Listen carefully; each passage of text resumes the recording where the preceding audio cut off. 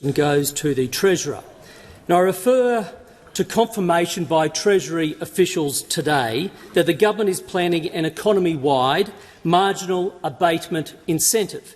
That is a carbon tax of around $300 a tonne. This is over 10 times more expensive than the carbon tax Julia Gillard introduced and the Australian people rejected. Will the Treasurer explain to the House the impact Labor's new carbon tax will have on the Australian economy? Give the call. Order. Order. Give the call to the Treasurer. I was wondering where he got to, Mr Speaker. I'm pleased that after 170-odd questions, at 5-3 on the last day of the sitting week, the Shadow Treasurer pops up to ask this question. Order. Mr Speaker, the Treasury modelling and our policy does not assume an economy-wide carbon price is in place. Treasury's report makes that clear because that is not the government's policy. And so the question that he has asked is not based on reality, Mr Speaker. Now, I'll tell you what the Treasury officials who provided the Treasury modelling about the government's climate targets told the government, and that is the orderly transition that this government represents is the best way to grow the economy and create opportunities in our economy. And they also made it clear, comparing the orderly scenario with the disorderly scenario represented by those opposite, is that the absolute worst thing that we could do as a country and as an economy is to go down the path that coalition of cookers wants Australia to go down, which is a disorderly transition, which would cost jobs and cost investment, Mr Speaker. The member for Wannon. It's on relevance, Speaker. The Treasurer has got completely off track, and he should go back to the carbon tax that you're seeking to impose on. Well, look,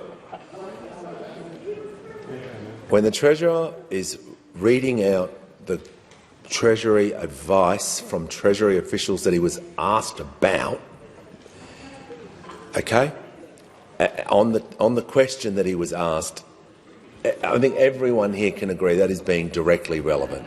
If he was reading out other advice or alternative policies, that wouldn't be directly relevant. But to take a point of order, when I was listening carefully to the Treasurer about the advice that he was asked about and explaining that about what the Treasury was doing, that's just an abuse of the standing orders. It is just — you're not going to debate me. It's not a debate. You're not going to defy me. I'm just trying to explain to the House, when a person is asked, a minister is asked a question about, it's just a pattern I want to cease. If he was off topic, I would bring him back to order. You mightn't have liked the answer, Member Fornham, but he is being directly relevant. So I'm just asking all members, don't abuse the standing orders. Has the Treasurer completed his answer? All right. Okay. Okay. We're going to move on. Order. No. No. The member for Fairfax. Member for Fairfax. No. The member for Caldwell will resume his seat. The House is going to become immediately silent. Mate, you wouldn't believe what went down in Canberra this week. Picture this, a fiery Friday arvo in Parliament House, the kind where everyone's half running on caffeine, half on pure political spite. The Speaker's trying to keep things civil, but you can feel it bubbling under the surface. And then, boom, G-E-T-U-T. The words echo through the chamber like a fire alarm. Multiple MPs, booted out, tempers flaring, the whole joint descending into what can only be described as full-blown Aussie political theatre. Let's rewind a bit. It all kicked off with the member for Fairfax standing up, chest puffed out like he's about to drop a bombshell. He throws this spicy question at Treasurer Jim Chalmers, accusing the government of secretly planning a massive new carbon tax, something like $300 a tonne. That's 10 times bigger than Julia Gillard's old carbon tax, the one Aussies already hated and buried years ago. So Fairfax goes, "Oi, Treasurer, how's this $300 a tonne tax going to hit the Aussie economy?" And just like that, boom, the gloves are off. Before we dive into this Parliament meltdown, MPs getting booted, Chalmers roasting the cookers, and the Speaker losing it, smash that like button harder than Fairfax got ejected. Subscribe if you love Aussie chaos in HD. Grab the Not Far Right Just Right shirt, link in the description. Now Chalmers, ever the smooth talker, stands up with this little smirk like, "Here we go again." You can almost hear the internal monologue, another day, another cooked-up scare campaign. He starts off cheeky. I was wondering where he got to. He jabs, 170 questions later, and here he is, popping up right before knock-off time. Bit of sass, bit of sarcasm, classic Chalmers. The Labour benches chuckle, the opposition groans, and the Speaker's already tapping the mic, begging for order. But then Chalmers gets serious. He says straight up, there's no economy-wide carbon price, no secret carbon tax. The Treasury report makes that clear, he insists, because it's simply not government policy. You'd think that'd be the end of it, right? Nah, not in this Parliament. Not in 2025, where politics is more cage fight than policy debate. Chalmers keeps going, flipping the narrative on its head. He starts painting the coalition as the disorderly transition mob, the ones pushing chaos, while Labour's supposedly offering the orderly path to net zero. According to him, the worst thing Australia could do is follow the coalition of cookers. Yep, he actually said cookers, Parliament slang for the conspiracy crowd. You could feel the temperature spike. That's when all hell broke loose. The opposition benches erupted, heckling, shouting, you name it. The member for Right yells something across the floor. The member for Calwell stands up on a point of order, and the Speaker's about 3 seconds from losing it. He's waving his hands, going, order, order, sit down, like a schoolteacher on a Friday afternoon. But the chaos keeps building. Fairfax jumps back up, cutting in mid-sentence. Relevance, he shouts. Get back to the carbon tax you're imposing. The Treasurer tries to stay cool, still mid-answer, reading out Treasury advice, but it's like shouting into a cyclone. The Speaker steps in again, trying to make sense of it all. He's half defending Chalmers, saying he was being relevant, that the bloke was just reading the Treasury advice he was asked about. But the opposition doesn't want to hear it. They're fuming. The Speaker warns them, stop abusing the standing orders, stop interrupting, stop treating question time like a pub brawl. But by now, the train's well off the tracks. And then comes the big moment, the kind of chaos that makes the nightly news in floods TikTok with Parliament Gone Wild clips. The member for Fairfax, who started the whole thing, just won't shut up, keeps interjecting, keeps firing back even after being told to pipe down. The Speaker's patience snaps. He slams the gavel, voice raised. The member for Fairfax will leave the chamber under 94A. That's the parliamentary version of, you're outta here, mate. Boom. First ejection of the day. You'd think that'd calm things down, but nah. Like clockwork, another MP stands up, shouting something about fairness, and gets warned. Then another gets dragged into it. It's dominoes at this point. Even the Treasurer cops a warning mid-chaos, with the Speaker throwing shade like, Treasurer, you're on thin ice too. You can hear the tension crackling through the room. Someone in the gallery laughs nervously, and the Speaker spins around like a cranky dad at a barbecue. I know who's in the gallery, he snaps. And you'll be in trouble as well. Turns out it was Chalmers' mum sitting up there. The Speaker even calls her, your lovely mum. You couldn't script this stuff if you tried. By now, the whole chamber's turned into a circus. MPs arguing over who's directly relevant.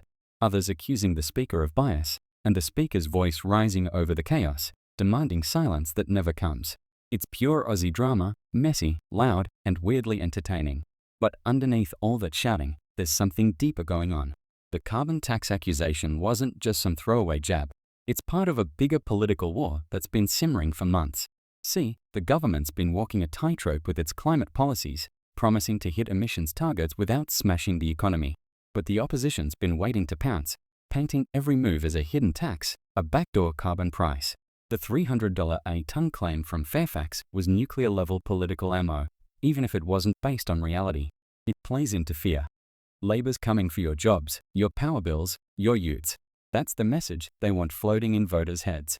Chalmers knows that game though. So he flips it, says it's the coalition who'd bring chaos, cost jobs, and wreck investment with their disorderly transition. It's a clever rhetorical judo move, but in Parliament, clever doesn't equal calm. Every jab lands with noise. Every comeback sparks outrage. It's less about facts, more about who yells louder. What makes this all so striking is how personal it's gotten. Once upon a time, even the fiercest political rivals in Canberra could trade barbs and then grab a beer afterwards. But these days, the tone's turned venomous. The word cookers, once fringe internet slang, is being thrown around inside Parliament. That's how far things have slid. It's culture war territory now. You've got MPs calling each other out not just for policy differences, but for ideology, for being part of the mad fringe. And when that kind of language hits the floor, it's only a matter of time before tempers blow and people start getting kicked out. You could see it in the speaker's face, the exhaustion. Every time he says order, his voice cracks a bit more, like he knows it's pointless. The whole exchange captures what Aussie politics has become, not a debate, but a battlefield. It's not about clarity or accountability anymore. It's theatre. It's soundbites. It's about giving Sky News or the ABC something spicy to replay on loop. And yet, even amid the chaos, there's something kind of raw and honest about it. The tension in that chamber reflects the tension across the country. Aussies are frustrated, cost of living's biting, energy prices keep climbing. Everyone's sick of being told to transition without clear answers. So when politicians start yelling about a $300 carbon tax, even if it's a beat-up, people listen. Because it hits nerves. It's about money, control, and who gets left behind. After the ejections, when the dust finally settled, you could almost feel the awkward quiet hanging over the room. MPs pretending to read papers, some shaking their heads, others smirking like they just won a point in a rugby match. But really, no one won. The speaker had to reset the chamber, remind everyone that question time's supposed to be about accountability, not tantrums. But the damage was done. That clip was already spreading like wildfire online. Within hours, social media was lit up. Clips of the speaker shouting GTOUT racked up thousands of views. TikTok stitched it with dramatic music, captions like "Parliament goes feral again," and comments pouring in from Aussies who can't decide whether to laugh or cry. Some reckon the opposition was right to push back, others say they embarrassed themselves. But everyone agrees on one thing. The place looked like a circus. What's wild is how normal this kind of chaos is becoming. Parliament used to have its fiery moments. Sure, remember the Gillard-Abbott years? But lately, it feels like every sitting week's got its own blow-up, its own viral meltdown. Maybe it's the social media era, where every MP's performing for the cameras, hoping for that one viral moment that gets clipped and shared. Maybe it's genuine frustration spilling over. Or maybe, just maybe, we're watching a parliament that's forgotten how to argue without losing its mind. Still, if there's one thing you can say about Aussie politics, it's never boring. While other countries drone through polite speeches and procedural yawns, we've got MPs getting ejected mid-sentence, treasurers calling their opponents cookers, and speakers trying to referee like it's the NRL Grand Final. It's chaos, but it's our chaos, a reflection of that rough and ready Aussie spirit that refuses to stay quiet. By the time Chalmers wrapped up and the next question rolled in, you could see him trying not to laugh. The kind of half smile you give when you know the day's gone completely off the rails, but you're still on camera. The opposition looked fired up, but also rattled. They'd made their point, but at the cost of looking unhinged. And the speaker? Poor bloke probably needed a stiff drink after that session. In the end, that one moment, those two words, GETUT, summed up the state of our politics perfectly. A country divided, a parliament on edge, and a political class more interested in winning the noise war than solving the actual problems. But hey, it makes for cracking entertainment, doesn't it? Because here's the thing, we can roll our eyes at the chaos, but deep down, Aussies love it. We love a good stoush. We love seeing pollies get fired up, even if it's over nonsense. It's part of the show. And in a way, that's the beauty of it. Democracy, Aussie style. Loud, messy, unpredictable, and absolutely impossible to look away from. So next time you see a headline like "Multiple MPs Ejected as Debate Turns to Chaos," just remember, it's not just politics. It's Parliament House doing what it does best, giving the nation another round of high-stakes, high-drama entertainment, with a side of democracy thrown in for good measure. So, smash that like button if you reckon Australia deserves better. Subscribe, keep your beers cold, and grab the Not Far Right Just Right shirt, links in the description.